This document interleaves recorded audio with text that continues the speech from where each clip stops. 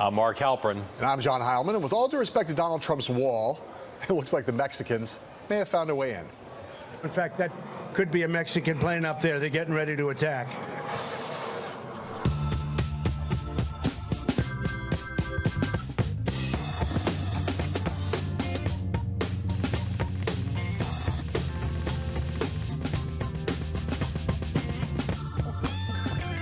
On the show tonight, a tarmac chat, a beef steaks flap, and a former British hack. But first, Donald Trump's new campaign tack. The presumptive Republican nominee did something remarkable today. He kind of sort of acted like a semi-hemi-demi normal presidential candidate. Trump held an event in Manchester, New Hampshire late this afternoon where he delivered a scripted speech about manufacturing job loss, unemployment, and trade policy. As Trump read his remarks, the email inboxes of reporters like us were flooded with press releases from the Trump campaign, filled with facts and figures that bolstered Trump's message and reinforced his remarks. When you have large numbers of unemployed blue-collar workers, incomes go down across the country, just across the entire country. When you force workers in America to compete with workers earning $1 a day overseas, our whole standard of living goes down. So our middle class has shrunk 10 percentage points since 1970, and share of GDP controlled by workers has steadily declined and shifted to corporations. So we became the richest economy in the world with the biggest middle class in the world by becoming the biggest producer in the world. Unlike what was once cable news standard practice, not a single channel took Trump's event live today. Mark, as Team Trump tries to make his campaign seem more like a normal, well-oiled political operation, how's it working out? You know, the press is obsessed, and a lot of the people in the Democratic Party are obsessed with the mechanics of Trump's campaign, and obviously there's something to that. And now there's this meme of, well, yeah, we're grading him on a curve. You're like, yeah, he's acting like a normal candidate, but they're not doing perfectly. This is much better. This kind of event we're going to see more of, where Trump goes to a venue. He's not in some anonymous arena.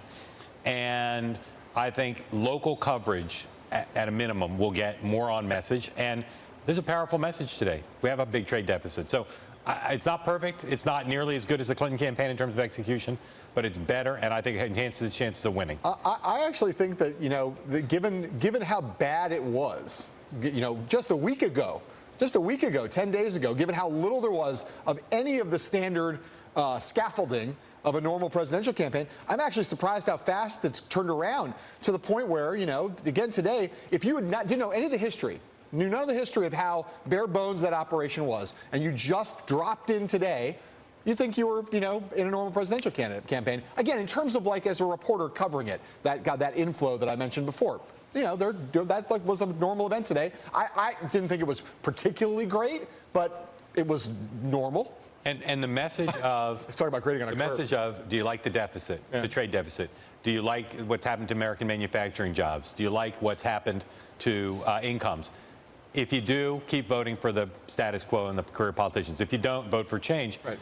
It's his core message, and it's an economic message that it's, I'm not saying impossible for Hillary Clinton to respond to, but difficult. Well, it's not. I don't think it's that difficult, because the problem is that you can diagnose all the problems in the world, but what Trump doesn't have yet, which is a lot harder than putting out press releases citing the problems, is an actual agenda 100%. with real policies, with real solutions, things that would actually solve any of these many problems that he's identified. So this is a good first step, but unless you have those things, big deal. Well, except that his only chance of winning is to basically make it a referendum on the status quo.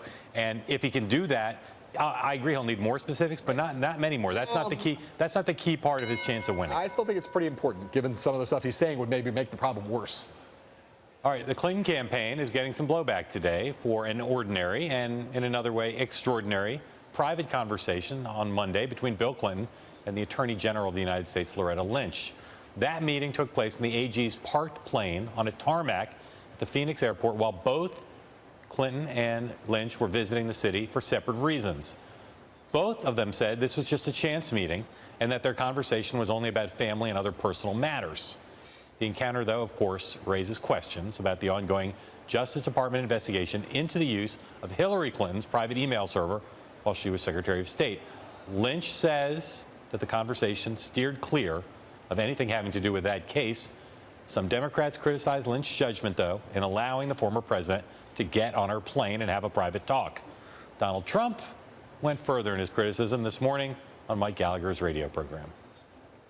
And it was really a sneak. I mean, it was really it was really something that they didn't want publicized, as I understand. Correct. Is that correct? It is, and it's. But I just think. What a stark difference. I think it's so terrible. I think it's so horrible. I think it's the biggest story, one of the big stories of this week, of this month, of this year. Yep. I've been talking about the rigged system, how it's rigged, and this is terrible, and There's your nobody can example. understand why nothing's happened.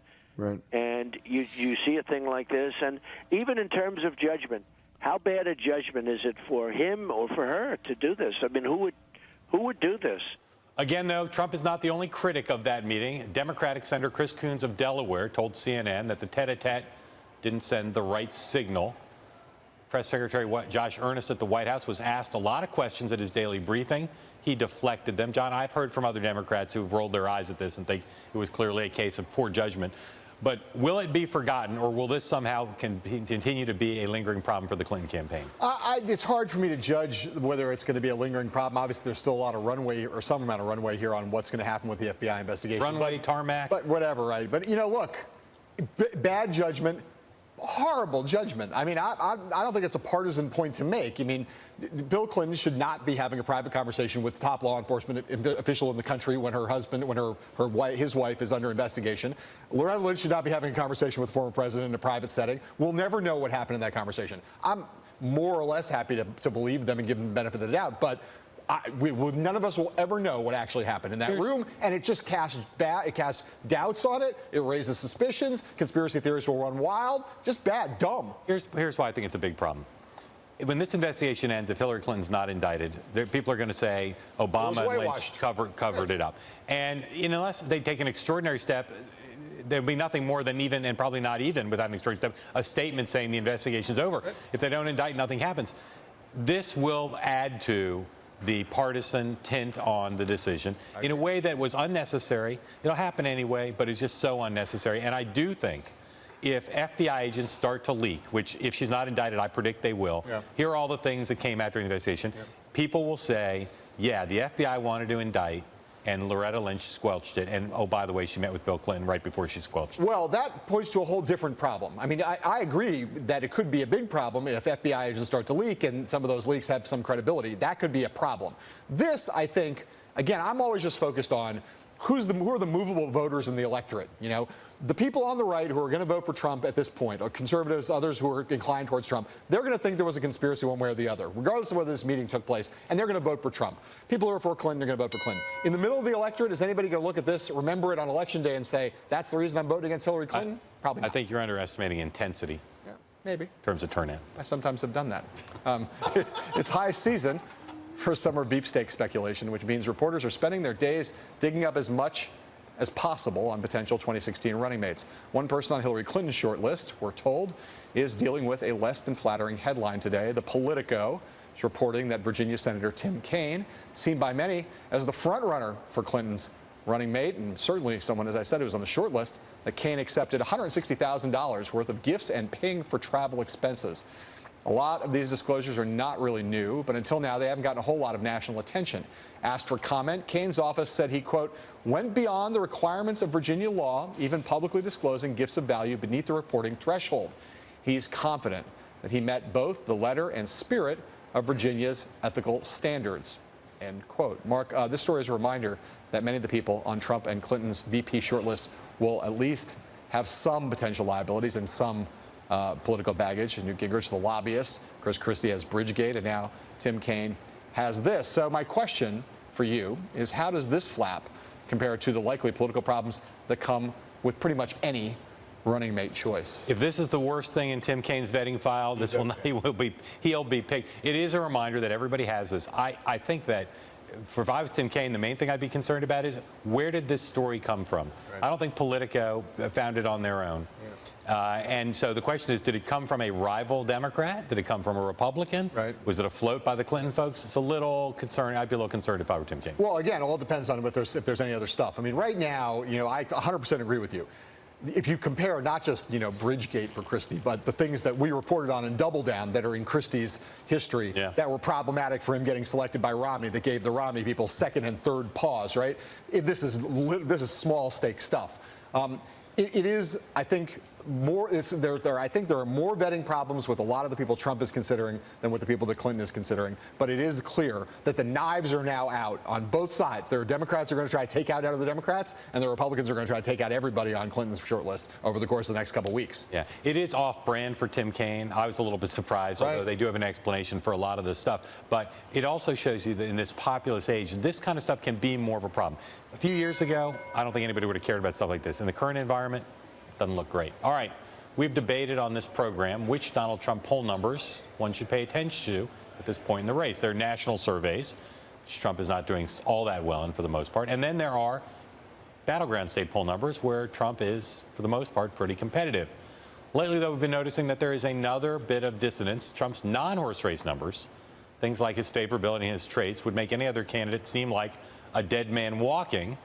And yet Trump is still in the race despite some really bad numbers. For instance, a new Fox News national poll has Hillary Clinton beating Trump 44 to 38%. But that's still within the margin of error. At the same time, 89% of registered voters in that survey said that the phrase hot-headed accurately describes Donald Trump. That doesn't seem so great. More than half of Republicans, this is incredible, in this poll said they'd prefer someone else as the Republican nominee. At this point in the process, that is not a great number. So, John, which numbers do you think are more important leading indicators for Trump at this point? Is it the horse race number, where he's nationally not doing that well, or are these traits which are problematic? Well, look, I think that if you ask the question, why is it now in a lot of the polling averages that on a national basis Trump is still within the margin of error, but dropping, the trend lines are bad for him, and the numbers in some of these polls are quite large, and others are still worrying for anybody, 6, 8 points, whatever. The traits are what's driving that, it seems to me. So if I were Trump, there are traits where Hillary Clinton's behind too, and she's really worried about honest and trustworthy. Trump should be worried about these traits for sure. Hot-headed may be a good thing to some people, but the fact that so many Republicans still want someone else is not good.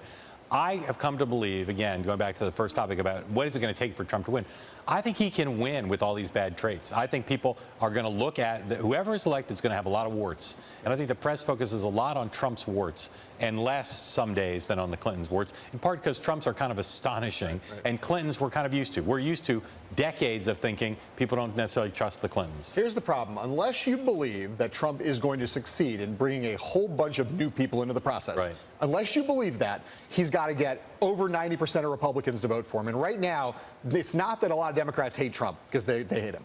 The question is among Republicans. Right now, Trump is way underperforming with Republicans, and the reason he's underperforming is because a lot of Republicans think those negative things about Trump, too. He got to change their view of Republicans if he's going to have a chance to win. Back to needing a strong VP pick, a strong convention, and a strong debate. All the above. Coming up, Teflon Don and Ironclad Clinton will explore the apparent imperviousness of both presidential candidates to criticism and some even potential scandals. That's next.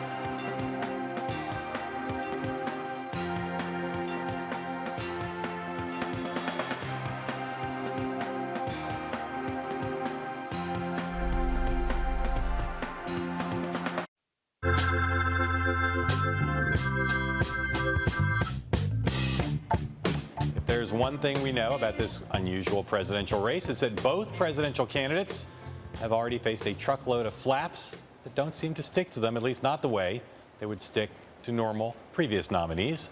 We talked earlier in the program about Bill Clinton's tarmac conversation with Attorney General Loretta Lynch, but that is just one of a covey of negative storylines the Clinton campaign has been dealing with in the recent past.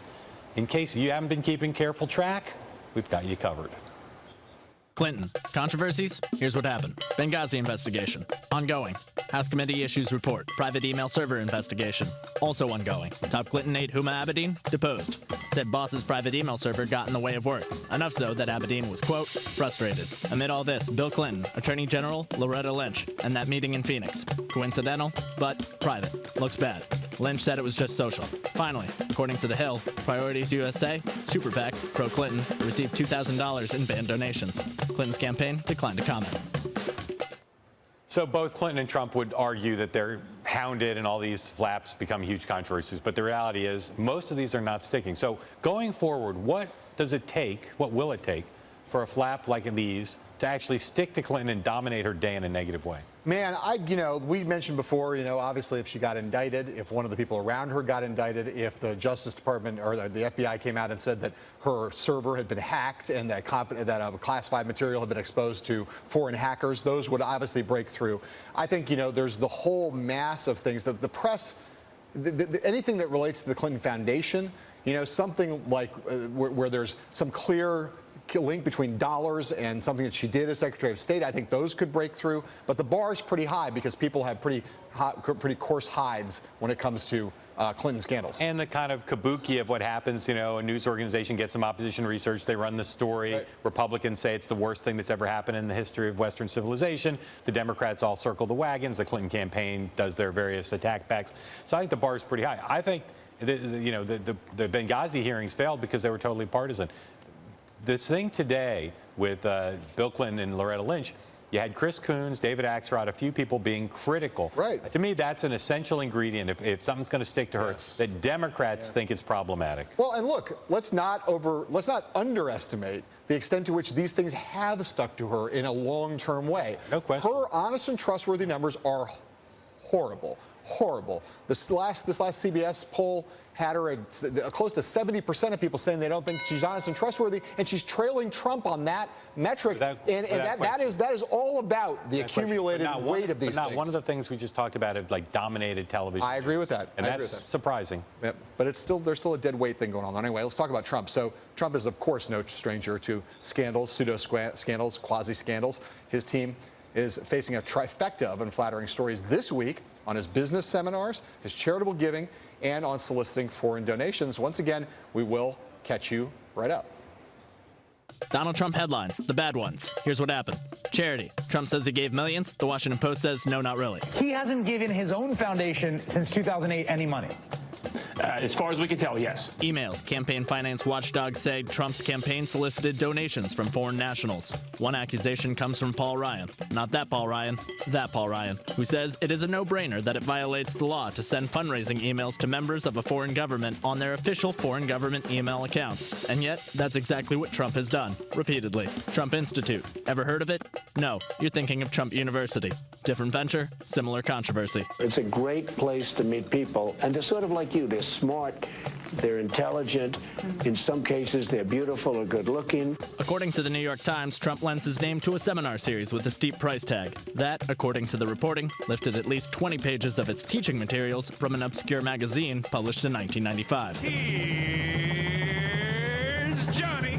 And finally, 2008. Trump got good press when he pledged to save Ed McMahon from foreclosure. But, according to the Bloomberg reporter on this story, that didn't really happen. That didn't really happen. Trump didn't end up buying the house. Some other rich guy did. Still, Trump takes credit. He brought attention to the dilemma, and McMahon never lost his home. So, Mark, I ask you, just doing our little flip around here, a lot of scandals, a lot of things about Trump, there are controversies, like some stick, some don't. What's the bar for him for things really breaking through? As much as I think the Clinton campaign should be grateful that things don't stick as much as they used to, I can understand their frustration.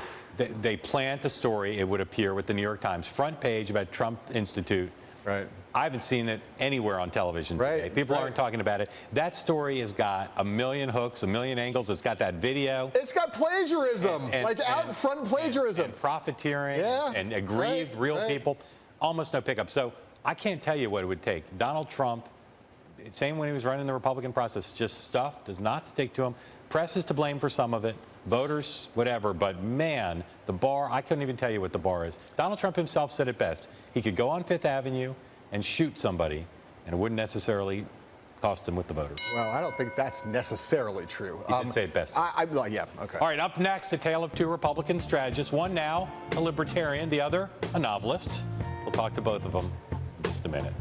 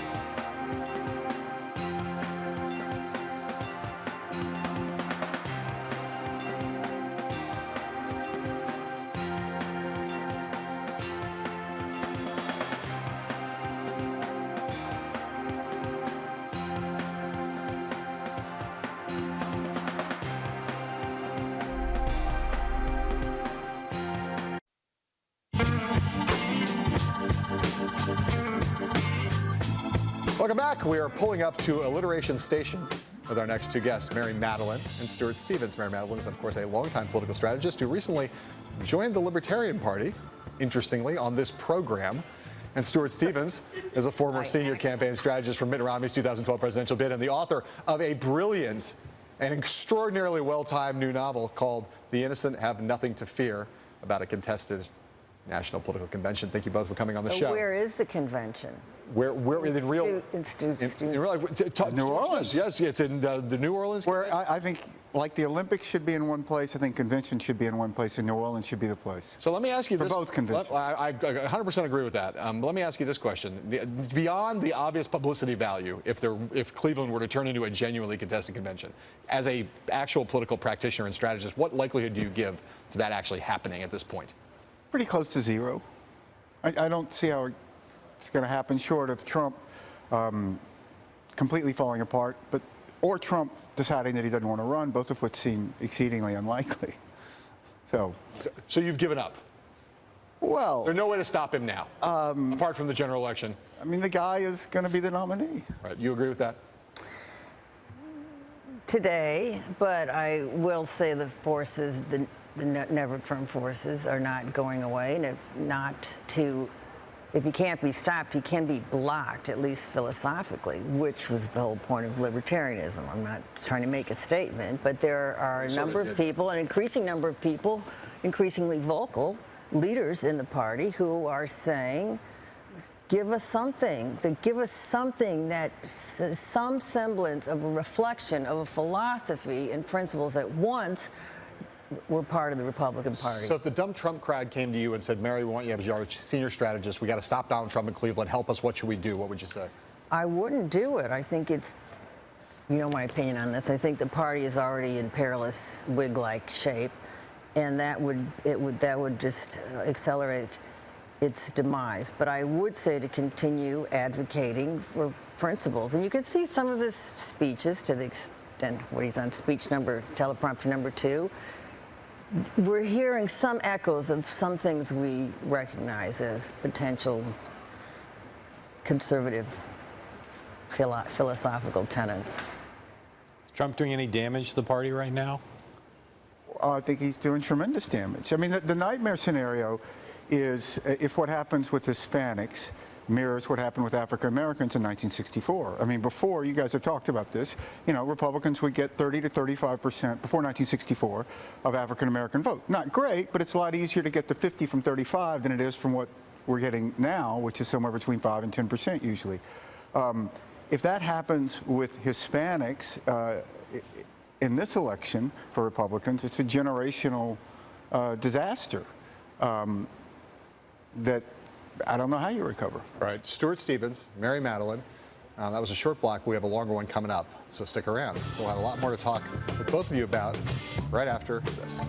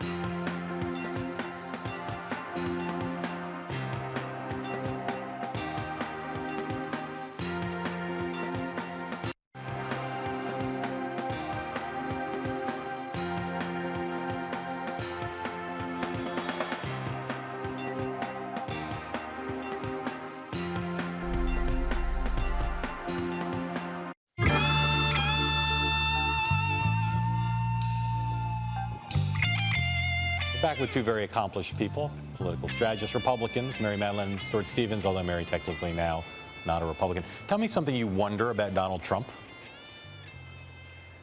I wonder what his North Star is, and I take the point, and I'm internalizing it, that he's not political, he's not ideological, but I don't really understand what his North Star business, if that is his North Star, what his economic North Star is. And I appreciated some parts of the speech the other day, and the globalization, bilateral, not multilateral, but if he wants to go back to the Constitution, he needs to understand that the reason We had tariffs because we couldn't do taxes because we just came out of a war and we wanted to stimulate credit and all that. So he's not even using that template as a basis of his economic transition in this new global economy, in this new paradigm. Stuart, same question. What's something you wonder about him? Why is he so emotionally unstable? He's incredibly insecure. What happened to him? I mean, he's someone that has been given everything in life, by virtue of had every advantage in life, and yet he seems to be constantly feeling like someone is cheating him. I don't understand that. Something happened.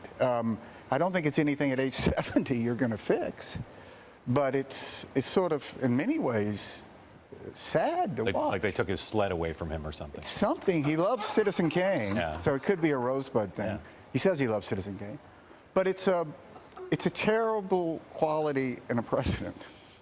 But I think we psychobabble too much. Every person we know, and we've been knowing each other for decades. Do you know any cool person that's saying no?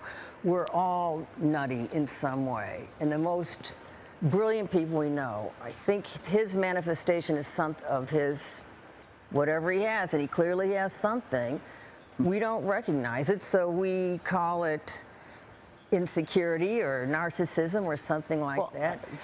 I judge him by his kids. Maybe that's, but I think that America sees that too. He does lash out at people in a way that's unusual for someone trying to win support. That's a different. He does it. We're measuring him by our template. We know a lot of other people, friends of ours, dear friends of ours, husbands of ours, who lash out and don't exactly understand how their words are falling. But I think he's getting that. Do you think Donald Trump is as emotionally and temperamentally stable as George Herbert Walker Bush? No, but I thought W and Poppy were different, and Jeb and But do you think Trump is as emotionally and temperamentally stable as either one of those Bushes? Take your pick. I think he's very theatrical and knows more about what he's doing than we're giving him credit for. So you think, I believe, that Donald Trump's going to lose this election badly? Well, look, likely to lose the election. Politics is all about probability. Right. The probability is, because of particularly the reasons you were talking about earlier, where he hasn't coalesced Republican vote. The margin of error now for a Republican to win nationally is so small that you have to do an inside straight of an inside straight, and there's no reason to believe that he's on track to do that. Right. And you think he could win? I think he could win. So what does that election look like? Just describe the dynamics by which Trump wins. You're going to want this to go by the conventional templates that we know. And this is a sort of a Rumsfeldian, we don't know what we don't know, right. Okay? It's a whole new paradigm. We don't know when you're living through a new paradigm.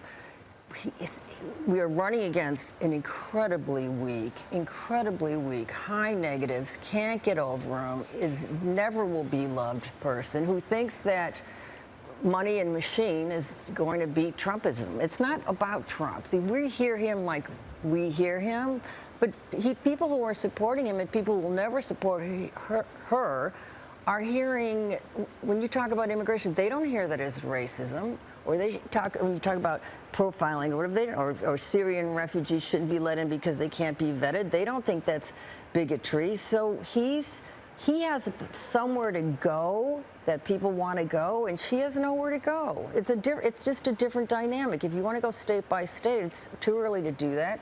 But if you want to use something that we recognize polls, she should be way ahead of him by now. Dukakis was way ahead of us in whatever race it was, 88, okay?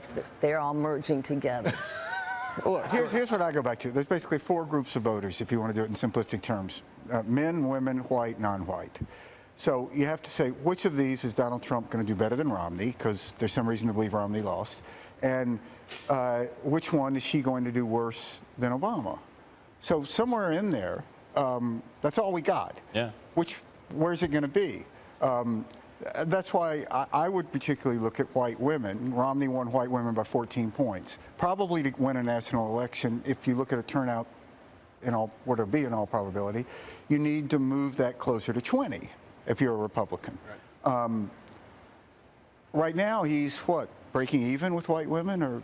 Yeah. So, I mean, you're way off. So maybe he does a little bit better with white men, but you have to do a whole lot better, because Romney did really well. And it's sort of like baseball. It's a lot easier to go from 250 to 350 than 450 to 550. And he really has to start hitting like 600, 700 with certain groups. And, you know, I just said that's a demographics as destiny model, which is not. But you agree the entire electorate can be defined that way, right? No. Everyone's either a man or a woman or white or non-white. That, but a previous There's nowhere else to conversation go. was, well, there's you could be somewhere in between now, or you can have your own bathroom now. Hispanics are not homogenous thinkers. No. Women are not homogenous. Millennials are not supporting, I am woman, I am strong, just because she's a woman. I have 2 young daughters, like what they like her or don't like her based on policies or whatever. So there's not that level of homogenous thinking in this very volatile, to use an overused word, electorate, which has been volatile for some time. Right, but it's and Hispanics care about the economy, and white women care about the economy, and everybody cares about the same thing. But at some point, you have to get to Stewart's numbers, which is Trump going to do better with whites than Romney did? Or is he going to do better with non-whites than Romney did? He's got to do better with one or the other. He's going to do better with non-traditional voters, non-whites. Then don't want to compare him to Romney necessarily, but just then is the current expectation. He's not going to lose Texas by 7 points. She might lose Maine, or at least one district in Maine. Who is she going to do far worse with if you want to do demographics as destiny? Millennials, critical to him, and I think he will do better with some non-white voters than he's doing now. Who's Trump's best pick as the vice president? Listen, I don't think who's vice president matters much in an electoral sense, unless it's an utter disaster. No, so nobody. If I was him, I would go with someone with very strong foreign policy credentials, because I think that's his greatest weakness, which would be the case for anyone who hasn't held office before. Who's Trump's best vice presidential pick? Please say a name, and don't do that thing he just did. Take your time. Show's an hour. Ted Cruz. Ted Cruz. Ted Cruz. Okay. Think about it. Yeah. Thinking about it We're now. going to think about it during the whole commercial break. Mary Madeline, Stuart Stevens again, thank you both. Stuart's book is available now, and it's called The Innocent Have Nothing to Fear, and it's good. It's really good. Go on Amazon and buy it. Oh, my God, it's good. Coming up, we turn to another looming and chaotic election. It's happening in Great Britain. We'll handicap that one right after this.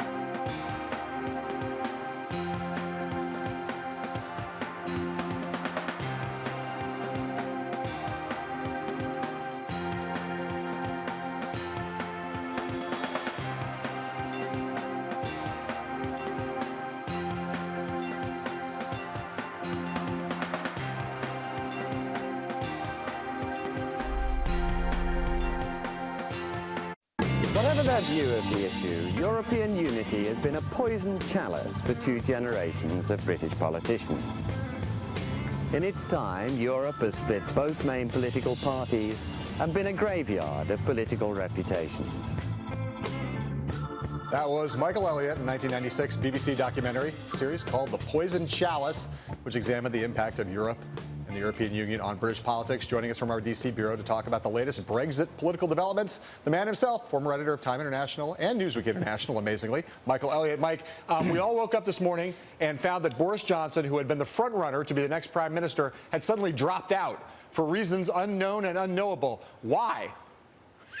John, who do you want to write the script for this movie, Aaron Sorkin or Quentin Tarantino? I mean, it's been the most astonishing day of a week long of astonishing days. So this morning, as you say, everyone thought that Boris Johnson was not only going to declare as leader of the Conservative Party, but frankly was the front runner and all but certain to be the next prime minister.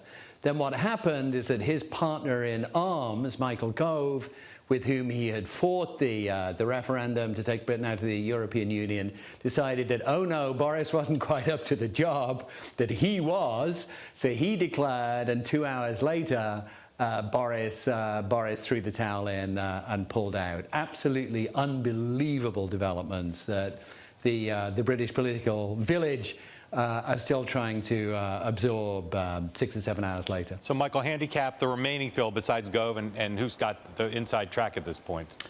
So the leading candidate, Mark, is the Home Secretary, who's called Theresa May. She was actually campaigned to stay in the European Union. She didn't campaign very intensely, it must be said, but she is a Remainer. She announced her candidacy for the leadership this morning. I thought she did very well, I have to say. She has a reputation for not being particularly charismatic or compelling, but I thought she was great this morning. She made a couple of good jokes. She's already being kind of called the Angela Merkel of British politics, and she, I think, is the front runner. Then there are, let me see now, 3 leavers, of whom Gove is by far the best known, and 1 other Remainer, Stephen Crabb. So there are 5 candidates, but I think it will come down to Theresa May or Michael Gove. That's how it looks to me right now. Right. So Michael, we're going to have a new prime minister, a new leader of the Tory party, one of those folks you just mentioned. What's the likelihood of 2 things? The first, what's the likelihood that Jeremy Corbyn will be the leader of the Labour Party over the course of the next few months, or that he'll be replaced? And what's the likelihood that we'll have a general election, a snap election called in the UK before the end of this year? Really great questions. Let's take the first one first. On Jeremy Corbyn, he has lost the control of 3/4 of the members of the Parliamentary Labour Party, of his MPs, but he still has enormous support with the Labour Party leadership, who cast the votes for who the Labour Party membership, who cast the votes for who the Labour Party is. So right now, if he decided to see out this fight that he's having with the Parliamentary Party and stand for re-election as leader, I rather suspect he would win. That would split the party into 2 completely different arms. You'd have a left-wing membership, and you'd have a sort of soft left, moderate parliamentary party, and I don't see how they can campaign together, something we've never seen before. Will there be a general election? Theresa May went out of her way in her declaration this morning to say there would not be. That a new Conservative government, of which, of course, she hopes she'll be the Prime Minister, would see through the next 4 years to the next scheduled election. But I think what we've learned in the last 8 days is that you really can't predict what's going to happen in British politics more than 24 hours ahead, frankly. So whether as negotiations to get out of the EU develop, you have yet more eruptions in British politics such that there has to be a general election, I would certainly not rule that out, though at the moment there's no plans for it. All right, Michael Elliott, a man touched by greatness and who really had it right. Europe turned out to be a poison chalice in so many ways. Thanks for coming on. Next, we'll turn back to the election happening a little closer to our home here. And if you're watching us on television in Washington, D.C., you can also listen to us on the radio at Bloomberg 99.1 FM. We will be right back.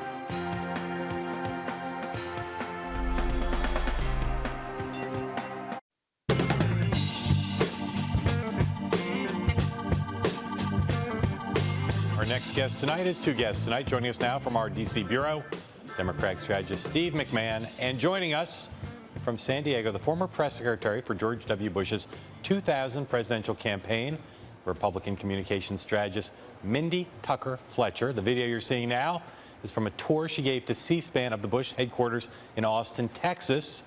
Here's a quick flashback from a simpler, more Texas time.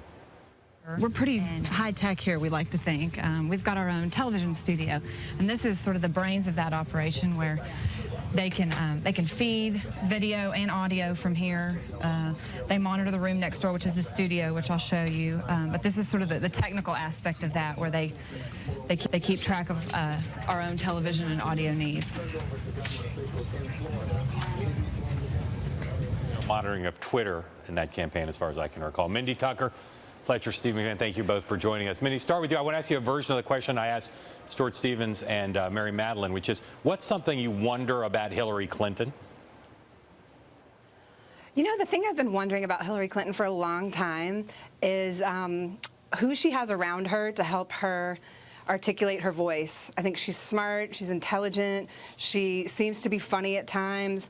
I don't know that she's found that right staff person that really enables her to be the best her, and I think that's probably been holding her back for a long time. It's a question I wanted to ask somebody with some insight into her team. Steve McMahon, either answer that question if you know the answer, or answer mine, which is, what's something you wonder about her? Well, first I'll answer your question. I mean, I think she has a number of people around her, including Joel Benenson, who's one of the best strategists in the party, and John Podesta, of course, who we all know, and there are many others. What do I wonder about her? You know, I wonder if she is frustrated when Donald Trump is speaking to people's emotions, and she's having to be really the reasonable, rational, calm, deliberate leader that a president has to be. I mean, Donald Trump isn't running as a president. He's running as a carnival show, and she's, I think, trying to project and demonstrate steady, solid leadership. And you know, sometimes people, there's a saying in our business that they'll quickly forget what you told them, but they'll long remember how you made them feel. Donald Trump understands that and is making people feel something that I think is probably frustrating at some level for the Clinton campaign. Steve, let me ask you a question right out of the headlines today. Bill Clinton, Loretta Lynch, politically, how big a mistake, or if a mistake at all, for Bill Clinton to seek that meeting, and how big a mistake politically for Loretta Lynch to accept Mr. Clinton, President Clinton, to come on her plane? Well, I think it was a mistake. I think it was a mistake for both of them. I'm kind of surprised at the judgment that was exercised in that case. But I'm sure nothing inappropriate happened. But I'm also sure that, you know, the way it looks to a lot of people who suspect these things and the conspiracy theorists is not good. And there's just no getting around that. Mindy, what do you think about that? Just to give a judgment there. Yeah, you know, it just plays into the narrative. People are already pretty distrustful of him, given his background. They tend to be distrustful of her, just given what she's been shrouded with over the past few months. And it was a really dumb move. I think it showed a tin ear on someone's part. Even if nothing happened, everyone's going to think something happened. And so it was just a really dumb move. And on a campaign like this, running against the person they're running against at this level, they're all going to have to be smarter than that. Do you think it will matter a few months from now, or will this be forgotten, as we asked earlier in the show? You know, no one thing really matters that much, but if you play into a narrative over and over and over again, that does start to matter. So they have to be careful. They can't do things like this again. Mindy, you were involved in national politics at a pretty high level, and now you've been out in California mostly doing politics there. Tell everybody what you think of Donald Trump being the nominee of the Republican Party. You know what's fascinating is here in California over the past few years, we've already gone through sort of a Trump-like change. The party sort of has imploded. If you look at the top of our ticket, we've got a Senate race that's should be competitive. We have no one really running that's competitive. And it was a Trump-like mentality that sort of created that. So it's really interesting to me from this vantage point to watch it now happen at the national level. I think it's a fight for the soul of our party. I think the people who go along to get along are being very dangerous and entering into something that they don't quite realize what they're entering into, and the ramifications of which will be terrible. I think he's a terrible nominee. He doesn't represent the best of our party. And, you know, for me personally, I find myself at home not allowing my children to watch him give speeches. And that is such a fundamental problem with our nominee. It speaks to things way bigger than party, just concerns that any normal mom sitting at home on their couch would have about this person who wants to be president. Steve, I know you wanted to answer the question before about whether the Loretta Lynch, Bill Clinton thing would matter, but so you could answer that question, but also answer this. In your view, is there anything that could happen between now and over the next few months in the email-related controversy that would have a substantially significant political impact on Hillary Clinton? Negative, obviously. Okay, so for the first question, I don't think that the meeting ultimately will have any impact on the campaign. I think Mindy's right that, you know, it does sort of feed a narrative of the critics, and that's unfortunate, but I'm sure nothing inappropriate happened there. It probably shouldn't have happened, though, in any event. As to whether or not anything will happen on the email thing, I don't see anything developing, and as you get closer to the convention and to a nomination, I think it becomes less and less likely that anything will develop that'll be meaningful and significant. Look, this investigation's been going on for an awfully long time. There are many, many, many FBI agents involved, if you believe everything that's been leaked. And yet they don't seem to have anything. So I don't think there's anything there. And if they did have something, my guess is, given what I know about the rules for, you know, proceeding in political cases where there's a campaign going on, if they had something, they almost certainly would have done something much sooner than now. Mindy, just go back to what I think you said about Donald Trump. Would your preference be that no one in the Republican Party, no member of Congress, no governor endorse him? Oh, that would be great, because that would lead to, I think, what I hope is coming, which is a larger conversation inside the party about what the heck do we do headed into September? What do we do headed into convention? Who do you plan to vote for if it's Clinton and Trump on the ballot? Well, you know, the conversation going on here in California, usually it's, wow, my vote doesn't count because I'm in California and Democrats always win. Now everybody's relieved. It doesn't matter how I vote because Hillary will win California. And everybody's sort of relieved about that this year because nobody knows what to do. Republicans don't know what to do. They're very frustrated. They don't necessarily want Hillary Clinton, but they certainly don't want Donald Trump. It's a horrible place to be. Who are you going to vote for? I'm hoping for a dust-up at convention. Okay. I don't have to decide till November. Okay. I'm hoping for a better choice. Deus ex machina. Yeah. Okay. Mindy Tucker Fletcher, thank you. Out in California, Steve McMahon in Washington, thank you both. Great to talk to you. Thank you. We'll have more right after this.